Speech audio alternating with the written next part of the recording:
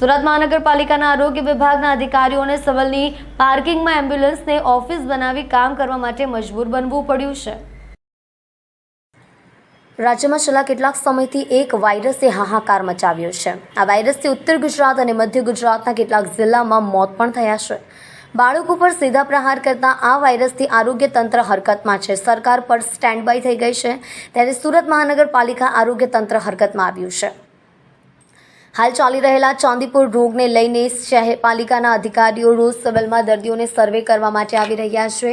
સુરત મહાનગરપાલિકાના આરોગ્ય વિભાગના અધિકારીઓને સિવિલની પાર્કિંગમાં એમ્બ્યુલન્સને ઓફિસ બનાવી કામ કરવા મજબૂર બન્યા છે। સિવિલના નફ્ફટ તંત્રએ એક રૂમ પણ ન ફાળવતા ક્લાસ 2 ઓફિસર એમ્બ્યુલન્સમાં બેસીને કામ કરી રહ્યા છે। સુરત શહેરમાં છેલ્લા 2 દિવસથી વરસાદ તોફાની બેટિંગ કરી રહ્યું છે, ત્યારે અલથાણ ટુર્નામેન્ટની 1 વર્ષ પહેલા જ બનેલી દિવાલ પલકવારમાં ધરાશાયી થઈ હતી। સમગ્ર ઘટનાના સીસીટીવી સામે આવ્યા છે।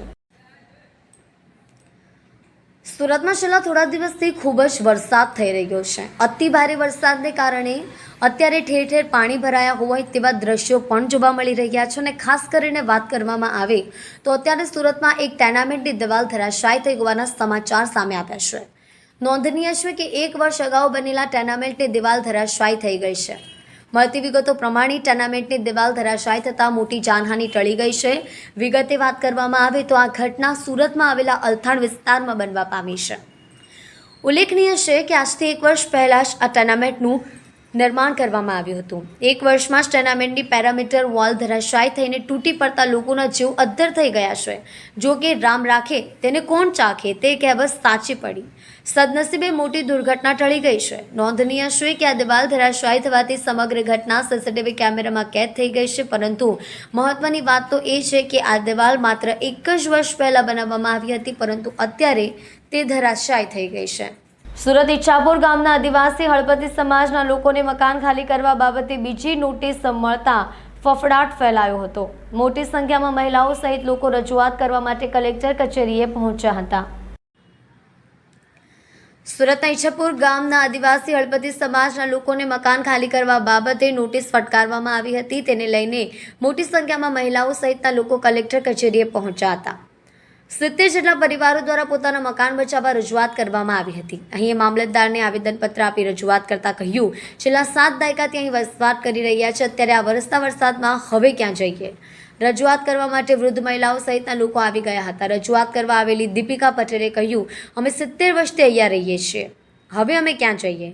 70થી વધુ પરિવારો વસવાટ કરે છે, બધાને નોટિસ આપવામાં આવી છે, ત્યારે અમે રજૂઆત એ કરવા આવ્યા છીએ કે તમે અહીં વર્ષોથી રહીએ છીએ ત્યારે અમને અહીં જ રહેવા દેવામાં આવે, અમારા મકાન ખાલી ન કરાવવામાં આવે, જેથી અમારી એક જ માંગ છે। કોંગ્રેસના પૂર્વ કોર્પોરેટર અસલમ સાયકલવાલાએ કહ્યું કે ઈચ્છાપુરમાં આવેલા ખરી મોહલ્લામાં આદિવાસી સમાજની વસ્તી છે, તેઓ છેલ્લા 7 દાયકાથી ત્યાં જ રહે છે। 84ના મામલતદાર દ્વારા આ સરકારી જમીન હોવાનું, ગેરકાયદે દ્વારા આ સરકારી જમીન હોવાનું અને ગેરકાયદે કબજો કર્યો હોવાની નોટિસ આપવામાં આવી છે, જેથી અમે અહીં સ્થાનિકોની સાથે રજૂઆત કરવા આવ્યા છે।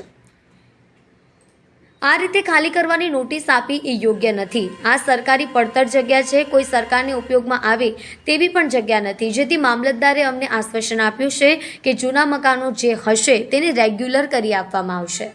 મારું નામ દીપિકા નરેશ પટેલ છે। અમે આદિવાસી સમાજથી છે અને અમે 50-70 વર્ષથી ત્યાં વસવાટ કરીએ છીએ, તે છતાં અમને નોટિસ આપવામાં આવી છે।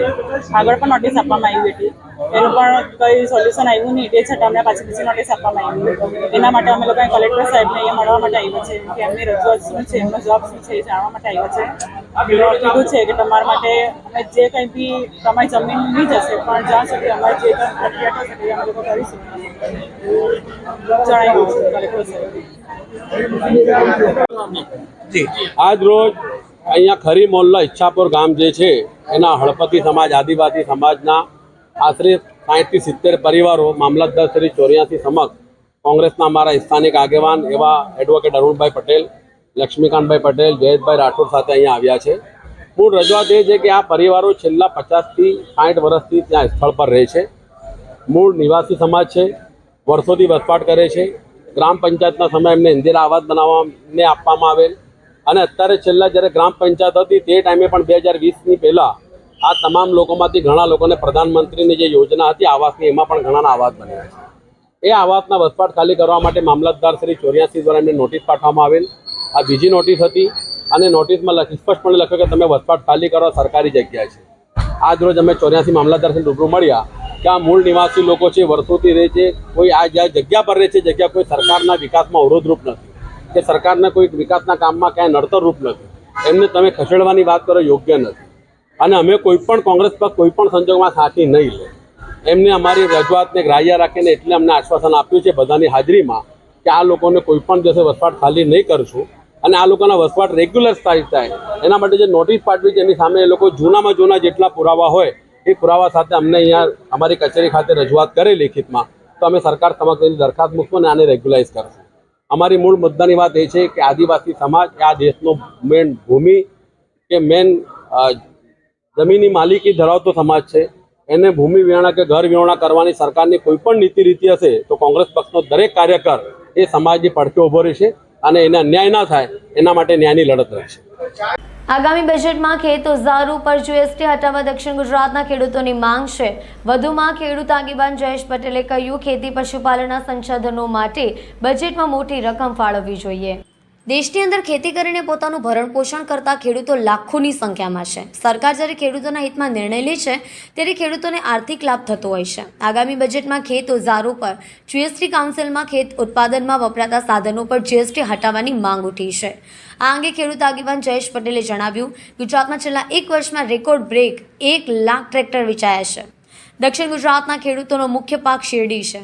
ખેડૂતો ખાંડની ઉપજ 42 રૂપિયા પ્રતિ કિલો થાય તેવી માંગ કરી રહ્યા છે. ખેડૂતોની આવક બમણી કરાવી હશે તો ઉત્પાદન ખર્ચ ઘટાડવો પડશે. ખેડૂતોની પાક લોનની મહત્તમ મર્યાદા 5 લાખ રૂપિયા કરવી જોઈએ. તેમજ જીએસટી મુક્ત ખેતી વ્યવસ્થા ખેડૂતો ઈચ્છી રહ્યા છે. ખેતી પશુપાલનના સંશોધનો માટે બજેટમાં ખૂબ જ સારી રકમ ફાળવવી જોઈએ તો આ જ દરેકનો સમૃદ્ધ વિકાસ થશે. સરકારે ફુગાવાનો દર ભાવ વધારાને ધ્યાને રાખી પાક ધિરાણની રકમ ઓછામાં ઓછા 5 લાખ રૂપિયા કરવી જોઈએ. જયેશ પટેલ, ખેડૂત આગેવાન. આવતીકાલે દેશનું બજેટ જાહેર થઈ રહ્યું છે અને સ્વાભાવિક છે કે જ્યારે મહત્તમ વસ્તી ખેતી અને ગામડા પર આધારિત હોય ત્યારે ખેડૂતો ખૂબ જ અપેક્ષા રાખી રહ્યા છે. દેશના ખેડૂતોને અપાતું ધિરાણ 2006-07માં જે કિસાન ક્રેડિટ કાર્ડ છે, કેન્દ્ર સરકાર લગભગ એમાં 3% જેટલી વ્યાજની રાહત સાથે 3 લાખની મર્યાદામાં શરૂઆત થઈ હતી. આજે લગભગ એને 18 વર્ષ થઈ ગયા છે અને એ સમયગાળામાં લગભગ ખેર માટે ખાતર, ડીઝલ, મજૂરી ખૂબ જ મોંઘા થયા છે.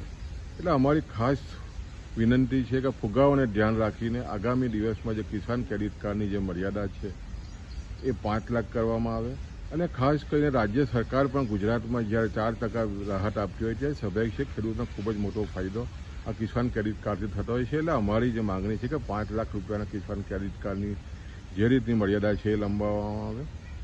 સાથે સાથે તમે જોઈ જે રીતે ખાસ કરીને દક્ષિણ ગુજરાત એ મુખ્ય શેરડીનો પાક છે અને જે રીતે શેરડી ઉત્પાદકોના જે રીતે MSPના ભાવો વધી રહ્યા છે એના અનુસંધાનમાં કેન્દ્ર સરકારની જે ખાંડની લઘુત્તમ જે MSPની જે કિંમત છે લગભગ છેલ્લા 2019 પછી વધી નથી. એ ખેડૂતો અપેક્ષા રાખી રહ્યા છે કે ખાંડની જે MSPની લઘુત્તમ કિંમત પ્રતિ કિલો 42 રૂપિયા થાય અને એને કારણે સ્વાભાવિક છે ખેડૂતોનો ખૂબ જ મોટો ફાયદો થઈ શકે એમ છે. સાથે સાથે પશુપાલનનો પણ ખૂબ જ મોટો વ્યવસાય છે ત્યારે પશુપાલન અને ખેતી માટે પણ ખૂબ જ મોટી અપેક્ષાઓ ખેડૂતો રાખી રહ્યા છે. અને ખાસ કરીને સૌથી વધારે જે મુદ્દો ખેડૂતોને પડતી રહ્યો છે GSTનો, જે ટ્રેક્ટર અને ખેતી સાધનો ઉપર અને ખાસ કરીને જંતુનાશક દવા ઉપર જે GST વધારે વધારે જે લડાયો છે એ સંપૂર્ણ નાબૂદ થાય અને ખાસ કરીને GST મુક્ત ખેતી વ્યવસ્થા થાય એ દિશાના ખેડૂતો ઈચ્છી રહ્યા છે. અને ખાસ કરીને દેશના વડાપ્રધાન મોદી સાહેબે જે રીતે ખેડૂતોની આવક બમણી કરવા માટેના જે રીતે યોજનાઓને ખાસ કરીને કિસાન સન્માન નિધિ ખૂબ જ ખેડૂતોને લાભકારક બની રહી છે. એમાં પણ ખેડૂતો જે 6,000 રૂપિયાનો જે હપ્તો આપવામાં આવી રહ્યો છે વર્ષમાં એને પણ વધારવાની ખેડૂતો ઈચ્છા રાખી રહ્યા છે. અમને ચોક્કસ વિશ્વાસ છે કે ખેડૂતોની જે આવક ડબલ કરવામાં કેન્દ્ર સરકાર જે યોજનાઓ મૂકી રહી છે એના અનુસંધાનમાં બજેટમાં ખેડૂતોને ખૂબ જ મોટો ફાયદો થવા અમે આશા રાખી રહ્યા છીએ. સુરતમાં ફરી એકવાર MD ડ્રગ્સ પેડલરોની કમર એસઓજી પોલીસે તોડી નાખી છે. ઓદા દરવાજા પોલીસ પાસેથી grand villa Oyo hotel Rajasthani યુવક ડ્રગ્સ સાથે ઝડપાયો છે. સલાબતપુરા પોલીસ સ્ટેશનની હદમાં એમડીની ડિલિવરી કરવા આવતા ઝડપાઈ ગયો છે. સલાબતપુરા વિસ્તારમાં આવેલા ઉમરવાડા ભાટેના માંદરવાજા ગણેશ મંદિર 80 ફૂટ રોડ પાસે નશાનો કારોબાર બે રોકટોક ધમધમતા હોવાની ચર્ચા વચ્ચે સલાબતપુરા વિસ્તારમાં રાજસ્થાનથી એમડીની ડિલિવરી કરવા આવેલો યુવક એસઓજીના હાથે ઝડપાયો છે. સુરતમાં એમડી ડ્રગ્સના નેટવર્ક ઉપર એસઓજીની ચાંપતી નજર છે. રાજસ્થાનથી ગઈકાલે મોડી રાત્રે સુરતમાં સલાબતપુરા પોલીસ સ્ટેશનની હદમાં ડ્રગ્સની ડિલિવરી કરવા આવેલો યુવક ઉધના દરવાજા પાસેની ઓયો હોટલમાં રોકાયો હતો. એસઓજીની ટીમે બાતમીને આધારે આરોપીને બપોરે હોટલના રૂમમાંથી ઉંચકી લીધો હતો. ઉધના દરવાજાની હોટેલ ધ ગ્રાન્ડ વિલાના રૂમમાંથી રાજસ્થાનના 22 વર્ષીય કોલેજિયન ચેતન શાહુને 35 લાખથી વધુના એમડી સાથે પકડી પડાયો હતો. ડ્રગ્સ માફિયા સલાબતપુરાના 2 પેડલરોને એમડીની ડિલિવરી કરવા માટે આવ્યો હતો. એસઓજીએ બંને પેડલરોને પણ ઉંચકી લાવી છે. એસઓજી પીઆઈ એપી ચૌધરી અને સ્ટાફે રવિવારે ઉધના દરવાજાની હોટેલ ધ ગ્રાન્ડ વિલાના રૂમમાંથી ચેતન કિશન શાહુને 35 લાખના 300 ગ્રામથી વધુ એમડી ડ્રગ્સ સાથે પકડી પાડ્યો હતો. ચેતન રાજસ્થાનથી બાય રોડ કારમાં આવ્યો હતો. ચેતન એમડીની ડિલિવરી સલાબતપુરાના અન્નુ લાકડાવાલા અને પોતાને કટ્ટર હિન્દુવાદી ગણાતા વિકાસ આહિરને આપવાનો હતો. એસઓજીના સ્ટાફે ગત મોડી રાત્રે બંનેને ઉંચકી લાવી હતી અને બંને ડ્રગ્સ પેડલરો છે. મોડી રાત્રે એસઓજીએ ત્રણેય ડ્રગ્સ માફિયાની ધરપકડ કરી છે. વિકાસ આહિર આમ તો પોતાનું વર્ષો સુધી યોગી આદિત્યનાથની સંસ્થા હિન્દુ યુવા વાહિની સુરત પ્રમુખ તરીકે ચિત્રનાર તેમજ ભગીની સંસ્થાઓમાં વધુ પડતો સક્રિય રહી પોતે કહેવાતા કટ્ટર હિન્દુવાદી અને ગૌરક્ષકની છાપ ઉપસનાવાર પોતાના ગૌરવ ધંધામાં હર હંમેશ માત્ર નામના મુસ્લિમ સમાજના અસામાજિક તત્વો સાથેના મેળાપીપળામાં અગ્રેસર રહેનાર એમડી ડ્રગ્સના વેપારમાં સુરત શહેરની એસઓજી પોલીસના હાથે ઝડપાયો. તેની સાથે રેહાન જમીલ અંસારી ઉર્ફે જમીલ બિરિયાનીનો પુત્ર પણ ઝડપાયો છે.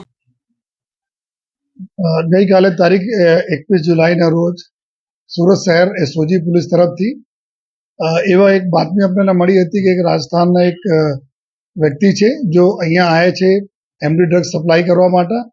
આ બાતમીના આધારે જો પોલીસે વોચમાંથી અને સલાબતપુરાના એક હોટલમાંથી આ વ્યક્તિ જેના નામ છે ચેતન કુમાર સાહુ, જેના લગભગ 22 વર્ષ ઉંમર છે, એના જો 354 ગ્રામ એમડી સાથે એની ધરપકડ કરી છે. અને આ વ્યક્તિ પાસેથી જો એના વાહનો, મોબાઈલ ફોન આ બધા રિકવર કરવામાં આવેલા. પછી ફર્ધર જો એના પૂરા જો લિંક હતા આ અહીંયા આવીને જો બીજા 2 મેન અહીંયાના જો પેડલર છે આ પેડલરોને આપવાના હતા, જેમાં એક અનીસ કરીને નામ છે, અનીસ ખાન ઉર્ફે અન્નુ લખડવાલા, આ ભાટેના વિસ્તારમાં રહે છે. અને આ પણ જો આ પ્રકારના પ્રવૃત્તિમાં અગાઉ 6 મહિના પહેલે બી એનડીપીએસના પેડલિંગ કેસમાં પકડાયા હતા. આ બી એક ગુનેગાર વ્યક્તિ જેના પર 3-4 ગુનાઓ દાખલ થયા છે, મર્ડરના બી ગુનાઓ એના પર દાખલ થયા છે, એક આ સામેલ હતા. અને બીજા એક આરોપી છે જેના નામ છે વિકાસ આહિર. આ બી એના ઉપર બી અહીંયાના હિસ્ટ્રી સીટર અને ક્રિમિનલ વ્યક્તિ છે અને 6 જેટલા ગુનાઓ એના ઉપર બી દાખલ થયેલા છે. જો આ બંનેને બી ધરપકડ કરવામાં આવી છે. કુલ 3 આરોપીઓની ધરપકડ કરવામાં આવી છે. સાથોસાથ બીજા એના જો 7 આરોપીએ બીજા ક્યાંથી और કોણ સાથે સંકળાયેલા છે એના ઉપર તપાસ ચાલુ છે.